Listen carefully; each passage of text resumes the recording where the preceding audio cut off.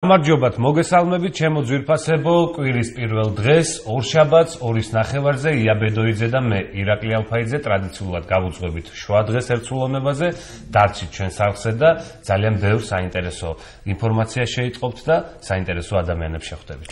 შუა დღემშვიდობის მოგესალმებით ყველას, ძვირფასო ტელემაყურებლებო და მინდა ყველას, როგორც ყოველთვის, მშვიდობიანი და წარმატებული დღე გისურვოთ, როგორც ირაკლიმ თქვა, მართლაც ძალიან საინტერესო თემებით დატვირთული შუა დღე გველის, გადაცემას კი უმაღლესი სასწავლებლის და უმაღლესი განათლების თემით დავიწყებთ და ვისაუბრებთ ერთ-ერთ უმაღლეს სასწავლებელზე, რომელიც შიდა ქართლში მართლაც განათლებისა და მეცნიერების უდიდესი კერაა. ეს გახლავთ გორის სახელმწიფო სასწავლო უნივერსიტეტი, რომელიც ორი უნივერსიტეტის, გორის უნივერსიტეტისა და ცხინვალის უნივერსიტეტის შეერთების შედეგად შეიქმნა.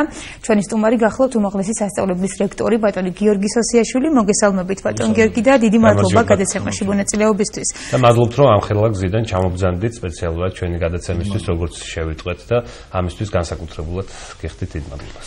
ბატონ გიორგი, ძალიან დიდი და საკმაოდ ღრმა ისტორია აქვს უმაღლეს სასწავლებელს, მინდა მოკლედ პრეისტორია და შემდეგ უკვე დღევანდელი ცხოვრება უმაღლეს სასწავლებელს. მოგესალმებით, დიდი მადლობა მოწვევისთვის, დიდი მადლობა მინდა გადაუხადო თქვენს სტუდიას, ჩვენს ტელემაყურებელს მიესალმები.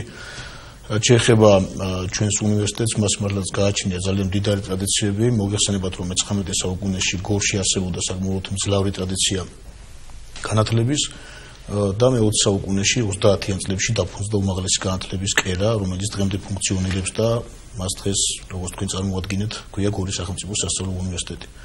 რამდენიმე ათეული წლის განმავლობაში აქ ფუნქციონირებდა ნიკოლოზ ბარათაშვილის სახელობის პედაგოგიური ინსტიტუტი, ტრადიციული კერა ქართული უმაღლესი განათლების, შემდეგ მოხდა მისი მოდერნიზაცია, ჩამოყალიბდა ეკონომიკური ინსტიტუტი, შემდეგ გადაკეთდა ეკონომიკურ-ჰუმანიტარულ ინსტიტუტად და შემდეგ უკვე მას იგი გახდა უნივერსიტეტის სტატუსის მქონე 2007 წელს ორი სასწავლებლის ბაზაზე, ეს იყო ცხინვალის სახელმწიფო უნივერსიტეტი, რომელიც დევნილი გახდა და გორის უნივერსიტეტის ბაზაზე ჩამოყალიბდა გორის უნივერსიტეტი, დაფუძნდა ჩვენი სასწავლებელი, რომელიც დღემდე ფუნქციონირებს. ორივე უმაღლეს სასწავლებელს თავისი ისტორია აქვს, თუმცა შემდეგ მოხდა ამათი შეერთება, ბატონ გიორგი. დიახ, ორივეს გააჩნია ძალიან მდიდარი ისტორია. მინდა გითხრათ, რომ ცხინვალის სახელმწიფო უნივერსიტეტი წარმოადგენდა ერთ-ერთ გამორჩეულ სასწავლებელს საქართველოში თავის დროზე, მე-20 საუკუნის პირველ ნახევარშია დაფუძნებული ისიც და არაერთი ღირსეული თაობა გაუზარდა მან ჩვენს ქვეყანას, ჩვენი მეცნიერების ძალიან ცნობილი წარმომადგენლები მოვაწეულნენ ცხინვალის უნივერსიტეტში, ცხინვალის მაშინე პედაგოგიურ ინსტიტუტში. შემდეგ მოხდა ის, რომ 90-იან წლებში მოგეხსენებათ დაიწყო წმენდა ეთნიკური და გამოდევნის იქიდან ჩვენი ქართველობა და სასწავლებელი გახდა დევნილი, რომელიც შეიფარა მაშინ გორის სახელმწიფო უნივერსიტეტმა, მას დაუთმო ერთი კორპუსი და ამ კორპუსში გააგრძელა მან საქმიანობა და 2007 წლამდე ფუნქციონირებდა, თუმცა შემდეგ მოხდა ორი სასწავლებლის შერწყმა, ორი სასწავლებლის ოპტიმიზაცია და ამ ორი სასწავლებლის ბაზაზე ჩამოყალიბდა გორის უნივერსიტეტი. რაც შეეხება თავად გორის უნივერსიტეტს, მასაც არანაკლები მდიდარი ტრადიციები გააჩნია. მის სასწავლებლებში მოვაწეულდნენ ძალიან ცნობილი მოღვაწენი ჩვენი ქართული სამეცნიერო სკოლების, რამდენიმე მათგანს დავასახელებ და სრულიად საკმარისი იმա წარმოვიდგინოთ სურათი თუ რასთან ქონდა საქმე და როგორი გამორჩეული აკადემიზმით იყო აღბეჭდილი მაშინდელი საგანმანათლებლო ცხოვრება. არნოლდ ჩიკობოვა მოვაწეულდა გორის უნივერსიტეტში, სიმონ გაჩეჩილაძე, სერგი მაკალათია და ამ უდიდესი ადამიანების, უდიდესი მოღვაწეების მხრებზე იდგა მაშინ ჩვენი განათლების კერა და ამ ტრადიციებით მოვედით ჩვენ აქამდე და ნამდვილად ჩვენ ვამაყობთ, რომ ასეთი მდიდარი ტრადიციების მქონე სასწავლებელი ვარ და ეს გვაძლევს ძალიან მძლავრი იმპულსი იმისათვის, რომ განავითაროთ ჩვენ ეს ტრადიციები და აი შეერთება ორი უნივერსიტეტის, ეს ძალიან საინტერესო ფაქტია ნამდვილად და ამის პრეცედენტები არც ისე ხშირია საქართველოს ისტორიაში.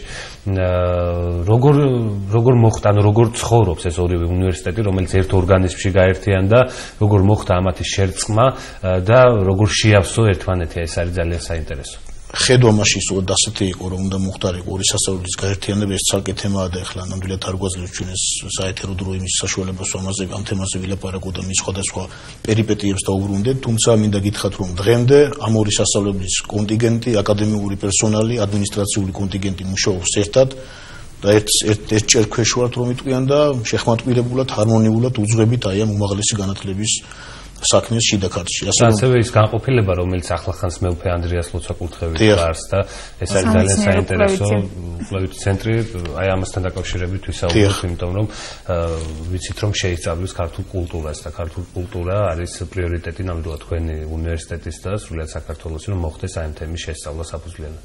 ჩვენი სასწავლებლის ერთ-ერთი მთავარი ნიშა, ასე ვთქვათ, არის ისევე როგორც ყველასთვის ეროვნულობა და ეროვნულ ორიენტაციაზე ყოფნა, რომელიც დღეს ასე ჰაერი ვიჭირდება ჩვენს ქვეყანას და ჩვენს საზოგადოებას. მე მინდა ვისარგებლო თქვენი ეთერით და მადლობა გადაუხადო გორიატენის მიტროპოლიტს მეუფე ანდრია გვაზავას, ამ მართლაც და დიდ ადამიანს, ჩვენი თანამედროვეობის, ჩვენი დროის, ეს არის მართლაც გამორჩეული მოღვაწე, რომელმაც თავისი ხელი დაატყო ჩვენს რეგიონს და მათ შორის გორის უნივერსიტეტს.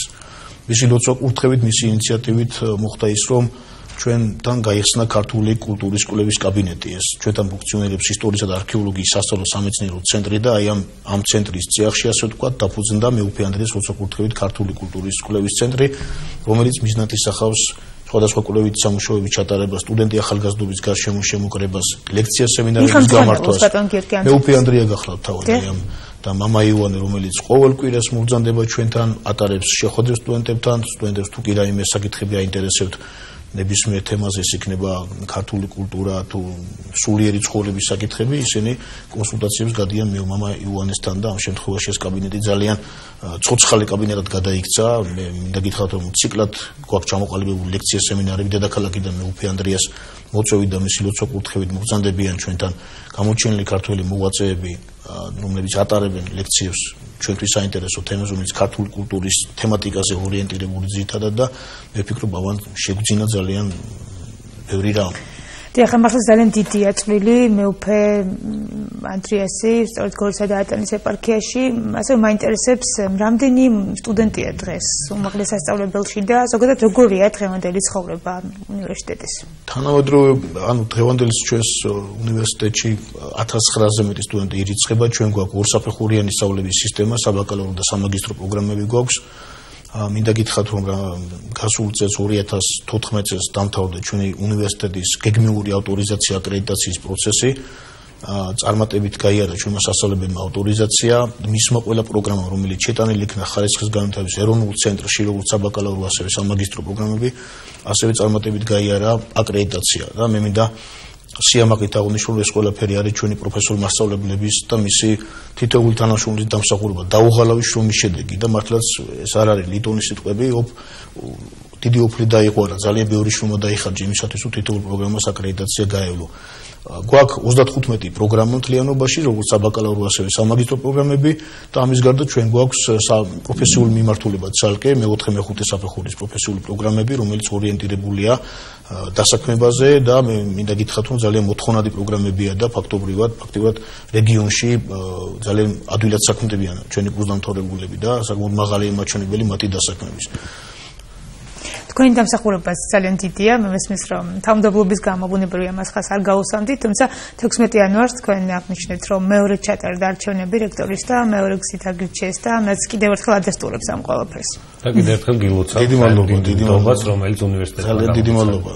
ჩემთვის ეს არის, რა თქმა უნდა, ძალიან დიდი პატივი და ძალიან დიდი პასუხისმგებლობა, ძალიან მძიმე ჯვარი, ასე ვთქვათ, ხელმძღვანელობა ამ ტრადიციული კერისა შიდა ქართლში მოითხოვს ძალიან დიდ ყურადღებას. ძალიან დაძაბულ შრომას, მუხჩაუხლის შრომას და მე ვფიქრობ, რომ მეორე ვადაშიც ის დაწყებული საქმე, რომელიც დავიწყეთ ჩვენ და მართლაც ეს არის ორიენტირებული ჯანსაღ რეფორმებზე, უნივერსიტეტის პროგრამების გადახალისებაზე, ახალი პროგრამების დამატებაზე, ბოლომდე მივიყვანო და მართლაც გქონდეს გამართული თანამედროვე სასწავლებელი, რომელიც ყველა მოთხოვნას დააკმაყოფილებს დღეს. ბატონო გიორგი, ერთ-ერთი მნიშვნელოვანი არის სამეცნიერო სფერო და სამეცნიერო ხაზი. აი ამ კუთხით საინტერესოა, რა საქმე անում უმაღლეს სასწავლებელი. სამეცნიერო კუთხით ჩვენ მიუხედავად იმისა, რომ მესამე საფეხური დოქტორანტურის არ გვაქვს და ვფიქრობთ, რომ უახლოეს პერიოდში ჩვენ ვამზადებთ ნიადაგს, რომ რამდენიმე სადოქტორო პროგრამა განახორციელოს გორის სახელმწიფო სასწავლო უნივერსიტეტმა, ამისათვის ნაბიჯები გადაიდგა უკვე, სამუშაო ჯგუფი ჩამოყალიბებულია და ალბათ უახლოეს პერიოდში გვექნება საშუალება, რომ რამდენიმე სადოქტორო პროგრამა განხორციელდეს. რაც შეეხება თავად სამეცნიერო კომპონენტს, ეს არის ერთ-ერთი მნიშვნელოვანი მიმართულება. ჩვენთან მოღვაწეობენ როგორც ადგილობრივი პროფესორები, ასევე დედაქალაქიდან მოწვეული სპეციალისტები, გამოჩენილი მეცნიერები, რომლებიც მართლაც ქმნიან განსაკუთრებულ სამეცნიერო კლიმატს ჩვენს უნივერსიტეტში და მე ფიქრობ, რომ თითოეული მათგანისთვის ხელი შეწყობა სამეცნიერო მუშაობაში, საქმიანობაში ეს ჩვენთვის ძალიან დიდი პატივია და ძალიან მნიშვნელოვანია. როცა ყავს გვერდით მეცნიერი, რომელიც ორიენტირებულია სიახლის შექმნაზე, ორიენტირებულია ახალი პროდუქციის შექმნაზე, სამეცნიერო ცხოვრებას გულისხმობს, მას უდაოდ ხელი უნდა შეუწყოს რექტორმა და ხელმძღვანელობამ. ასე რომ ჩვენ აი ამ მიმართულებით გადავდგით ნაბიჯები, ჩამოვაყალიბეთ გარკვეული ესე ვთქვათ ხედვა, რომ თითოეულ მეცნიერს დაუფინანსდეს მონოგრაფიის გამოცემა. მე ვიცი რომ წლების განმავლობაში ისინი ვერ ახერხებდნენ ამ წიგნების გამოცემას და სპონსორებს დაეძებნენ. ჩვენთან ახლა ასეთი რამე აღარ არის. თითოეულ პროფესორს საშუალება აქვს რომ შექმნას თავისი მონოგრაფია, თავის მიმართულებით და ფაკულტეტის საბჭოზე მოწონების შემთხვევაში ის დაუფინანსდეს და გამოიცეს. გარდა ამისა, ჩვენ ვაფინანსებთ უცხოეთში მივლინებებს, შეძლებს დაგვარად ცხადია, ყველას ვერ გავწდებით ჩვენი ბიუჯეტიდან გამომდინარე, თუმცა ისაც ჩვენს ბიუჯეტს ხელისუფლება და შეუძლია ვფინანსებთ უცხოეთში საერთაშორისო რეფერირება ჟურნალებსა და იმპაქტ-ფაქტორიან ჟურნალებში, როგორც სარეგისტრაციო მოსაკრებებს, ასევე ხშირ შემთხვევაში მივლინებებსაც თავისი ყველაფრით და აქვე მინდა ვინაიდან სამეცნიერო ცხოვრებაზე ხაზი გაუსვა კონფერენციების სიმრავლეს ჩვენს უნივერსიტეტში, მაგალითად გასულ წელს 15 კონფერენცია ჩატარდა. ტრადიციული კონფერენცია ჩვენთან დავით აღმაშენებლის სახელობის კონფერენცია, რომელიც ტარდება თებერვლის თვეში, ყოველწლიურად და ტრადიციად ვაქციეთ. გოგებაშვილით ბუნებრივია. რა თქმა უნდა, გვექნება ახლა მეორე კონფერენცია ჩატარდება ამ კუთხით. ტრადიციული გახდა გოგებაშვილისადმი მიძღვნილი კონფერენცია, რომელიც ტარდება დიდი იაკობისადმი მიძღვნილი, რომელიც ტარდება ყოველ წელს ზაფხულში, ივნისის თვეში. ასევე ტრადიციულია საერთაშორისო კონფერენცია, რომელიც ტარდება უკვე მე-7 ჩატარდა წელს და მე მინდა ვთქვა, როცა 2008-ში ომი მძვინვარებდა და ჩვენი უნივერსიტეტი დაზიანდა მოგხსენებათ ჭურვებისა და ჩამოგდებული ბომბების შედეგად, მაშინდელმა რექტორმა ზაზა წოტნიაშვილმა მაინც მოახერხა, რომ ჩაეტარებინა პირველი კონფერენცია და აი ამითი გაეცა პასუხი მოძალადეებისთვის, რომ ის როცა ისინი ქალაქს ბომბავენ და ასეთი უბედურებაა, რამდენიმე თვის მერე უნივერსიტეტი მაინც ატარებს საერთაშორისო კონფერენციას. ხა ბატონ გიორგი მინდა საერთაშორისო ურთიერთობებში შევხვებოდით, თუმცა 2008 წელს შეეხეთ და ჯერ ამას გითხავთ. როგორ მოახერხა უმაღლესმა სასწავლებელმა, რომ დამდგარიყო კვალ ფეხზე, იმიტომ რომ ყველამ ვიცით ის რთული დღეები, რომელიც განსაკუთრებით ამ კუთხემ და ამ გორბა გამოიარა. და ასევე აკრედიტაციას უნდა შევეხოთ აუცილებლად. უნივერსიტეტმა არსებობა დაიწყო მე-20 საუკუნის 20-30-იან წლებში და შემდეგ უკვე ეს ალბედითი პერიოდი, შემდეგ ძალიან რთული 2008 წელი როგორც იამაღნიშნა და შემდეგ უკვე 2015 წლის დასაწყისში, 2014 წლის ბოლოს ეს აკრედიტაცია შევაჯამოთ. კი, ძალიან მძიმე პერიოდი იყო მოგეხსენებათ 2008 წელი თითოეული ჩვენი მოქალაქისათვის, თითოეული ჩვენი საზოგადოების წევრისათვის, განსაკუთრებით გორელებისათვის, იმიტომ რომ ჩვენ ფაქტობრივად ამ ქალაქის თავზე დატრიალდეს უბედურება და გამონაკლისი სამხრივად ჩვენი უნივერსიტეტი იყო, ფანჯრებით ჩალეწილი, ნახანძრალი და იავარქმნილი სასწავლებელი დატოვა მტერმა. მაგრამ მიუხედავად ამისა, მოხდა მისი რეაბილიტაცია შემდგომ. ფსიქოლოგიური როგორც ასეოდა, როგორც ფიზიკური, ასე ფსიქოლოგიური წნეხი მოგახსენე, ადვილი არ არის, რომ ნაომარ ქალაქში გააგრძელო მუშაობა და შეუდგე ისე უმაღლეს განათლების კერაში სამსახურს, მაგრამ ჩვენმა საზოგადოებამ, ჩვენმა პროფესორამ მოახერხა ის, რომ ჩვენი სასწავლებელი მაინც ფეხზე დადგა და გააგრძელა თავის საქმე. მე მინდა მადლობა გადაუხადო თითოეულ მათგანს აი ამ დიდ თავდადებისათვის, რომელიც მათ გამოიჩინეს ამ პერიოდში და ჩვენი სასწავლებელი მართლაც ყოფნა არ ყოფნის პირას იყო, მაგრამ მათ მოახერხეს და ჩვენი სასწავლებელი გადაარჩინეს თავიანთი თავდადებული საქმიანობით.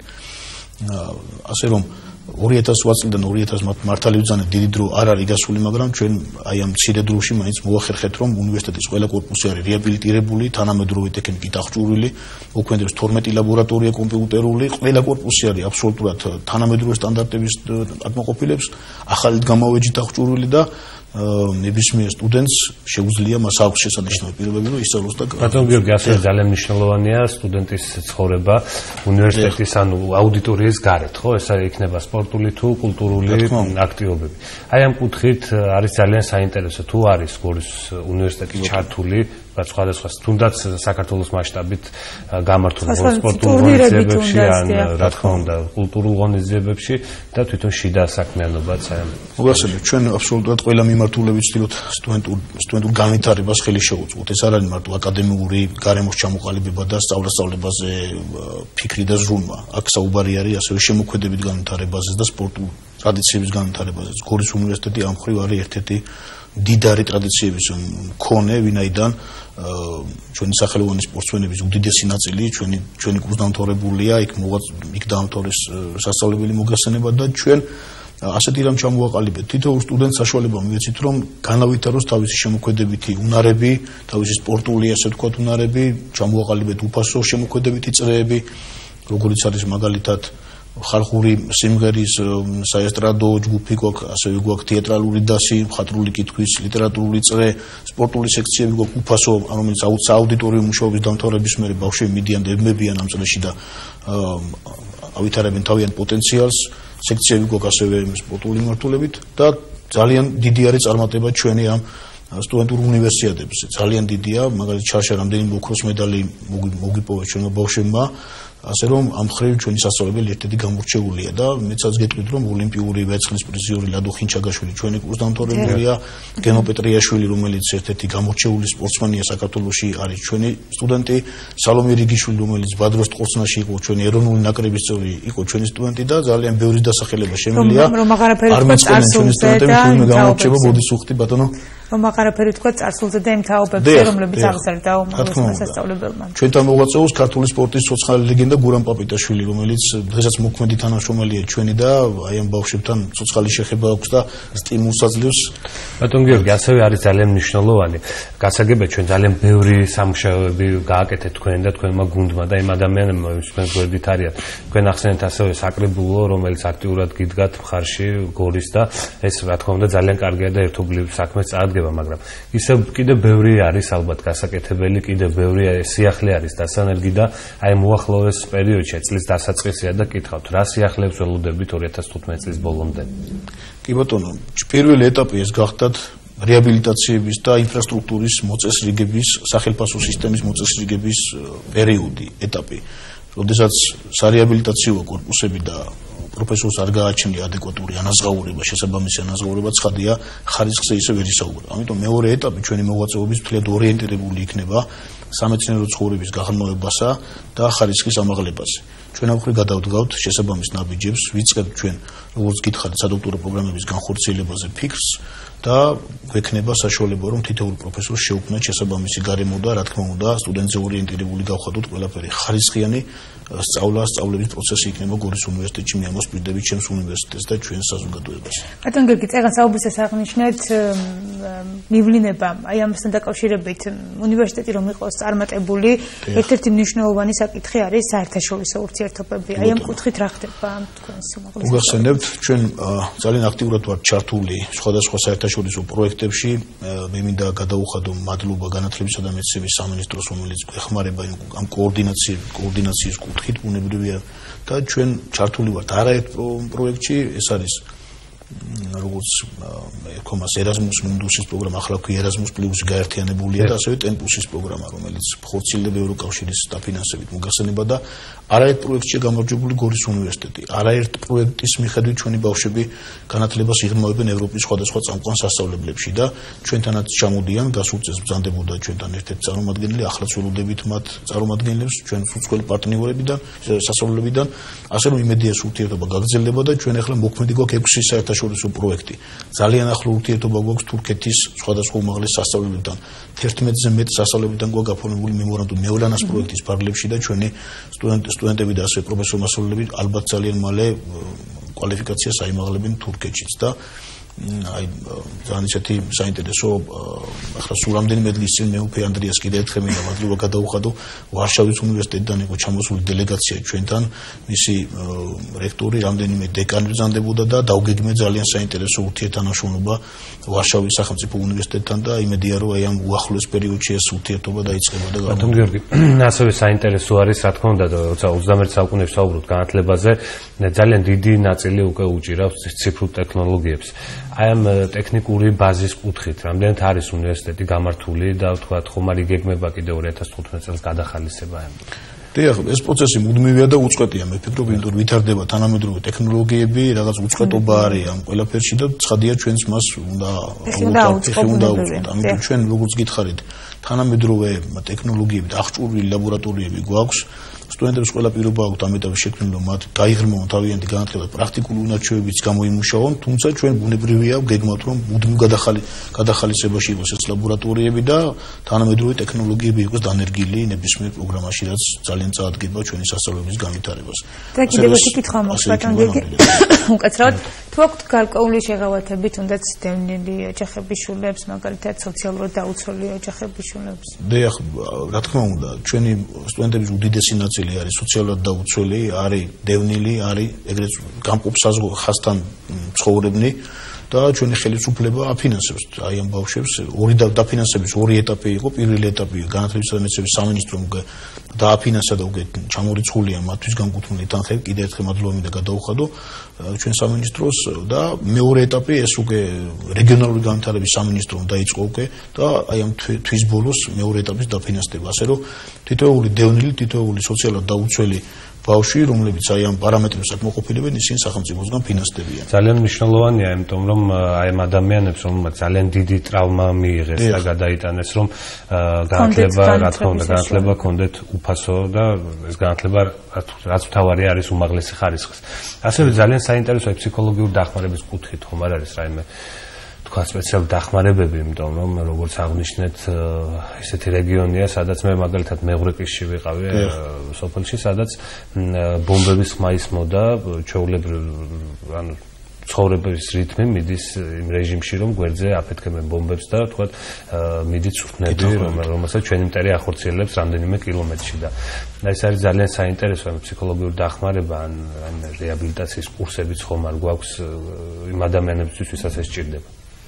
რა თქმა უნდა, მე ვფიქრობ, რომ ყველაზე მეტი ფსიქოლოგიური დახმარება მაინც ის არის, რომ სისტემატური კონტაქტი არსებობდეს ბავშვებთან და შევეკითხოთ რა უნდა და რა უჭირდა, რა მოთხოვნები გააჩნიათ მათ. მე სისტემატურად ხვდები ამ ადამიანებს, აქ მათთან კონსულტაციები, თუმცა ჩვენ რა თქმა უნდა ეს სერვისი აუცილებელია, მე ვფიქრობ ძალიან სწორი დამოკიდებულება და სწორი მიდგომა, რომ ფსიქოლოგიური მომსახურებაც ერთ-ერთი კომპონენტი უნდა იყოს. ჩვენ ეს რა თქმა უნდა ფსიქოლოგიური სწავლება გვაქვს ჩვენ ჩადებული პროგრამებში, თუმცა ცალკე სერვისი ამ კუთხით არ გვაქვს. ასე რომ ამაზე შეიძლება რომ ვიფიქროთ და ნამდვილად გავუწიოთ ფსიქოლოგიური მომსახურება საჭიროების შემთხვევაში. თუმცა ვიმეორებ, რომ ჩვენ გვაქვს რეგულარული ურთიერთობა სტუდენტებთან, მათ ჩვენ ხვდებით ძალიან ხშირად, მათთვის ჩვენი კარი ყოველთვის ღია და თუ კი ნებისმიერ მათგანს რაიმე სახის გაჭირვება აქვს, ვერახერხებს გადავადება ჭირდება ამ თანხის, ან ნებისმიერი სხვა რამ, ჩვენ ვზად ვართ, რომ თითოეულ მათგანს დახმარება ამოვუჩნოთ, ვინაიდან ყველა ვერ ფინანსდება სახელმწიფოს მიერ, თავისთავად ცხადია, არის გარკვეული კატეგორია, რომელსაც შედარებით მაღალი ქულები აქვს და ვერ ხვდება ამ დაფინანსებულთა სიებში, ისინი სხვადასხვა წყაროებიდან ელოდებიან დაფინანსება და ჩვენ ვზად ვართ, რომ მათთვის ეს გადასახადები გარკვეულწილად გავყოთ, რაღაც ნაწილ-ნაწილ შემოვატანინოთ და ხელი შევუწყოთ, რომ მათ სტუდენტური სტატუსი არ შეუჩერდეთ და გააგრძელონ თავიანთი სწავლა და ხელი არ შეეშალოთ. ძალიან დიდი მადლობა ბატონ გიორგი. დასასრულს გითხავთ, ყველაზე დიდი სურვილი რა იქნება თქვენი, როგორც უმაღლესი სასწავლებლის ხელმძღვანელის? როგორც უმაღლესი სასწავლებლის ხელმძღვანელის სურვილი ის იქნება, რომ გორის უნივერსიტეტი იყოს ერთ-ერთი ყველაზე გამორჩეული და განვითარებული სასწავლებელი, კონდეს მას ძალიან ბევრი პროგრამა, რომელიც რეგიონის განვითარებას მიესადაგება. ჩვენ ბევრი პროგრამის განხორციელება გვინდა, მაგრამ ცხადია, ყველა პროგრამის განხორციელებას ვერ ვახერხებთ.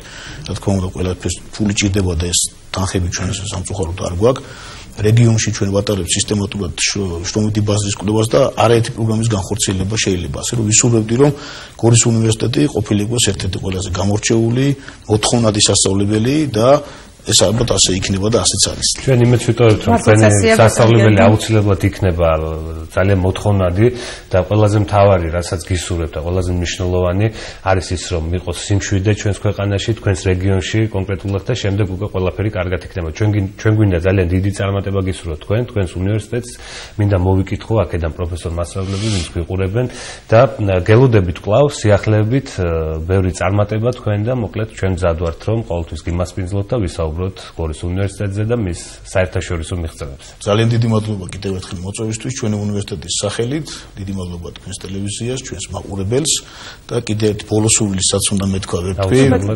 ჩვენს აი ამ გამთლიანებულ შეკრულ საზოგადოებაში ცხოვრებას მე ვისურვებდი კიდევ ერთხელ ამას.